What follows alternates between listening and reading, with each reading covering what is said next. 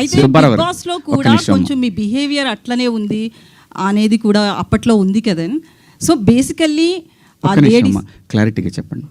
అయితే బిగ్ బాస్లో మీరు ఒకసారి మాట్లాడుతూ నాగార్జున గారితో ఆడవాళ్ళ తల కిందేసి తొక్కుదును అదే నా ఇంట్లో ఆడవాళ్ళు అయితే అని సంథింగ్ కొన్ని మాట్లాడారు అప్పట్లో.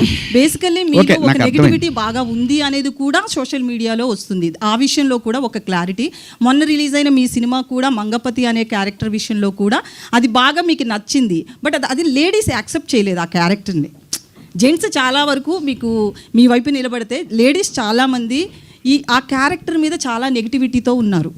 సో ఇదంతా కూడా అతని మనసులోంచి వచ్చింది అనేది కూడా వినిపిస్తుంది. ఈ విషయంలో ఒక క్లారిటీ. 100% ఎప్పుడు కూడా యాక్సెప్టెన్స్ ఉండదమ్మా. ఇక్కడ అభిప్రాయాలు మారుతూ ఉంటాయి.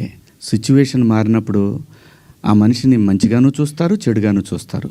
Coming to Mangapathi, Bigg Boss హౌస్లో నా ప్రవర్తన నేనుగా నేను ఎలా ఉన్నాను అనేది చూసి ఆ క్యారెక్టర్ నేను సెలెక్ట్ చేసుకున్న మాటలు కూడా రావట్లేదు, నిద్ర సెలెక్ట్ చేసుకున్నానని చెప్పాడు. ఇంకొకటి, ఆ రోజు కూడా ప్రజలు ఏదైతే స్పందన చూపించారో ఈరోజు కూడా అదే స్పందన చూపించారు.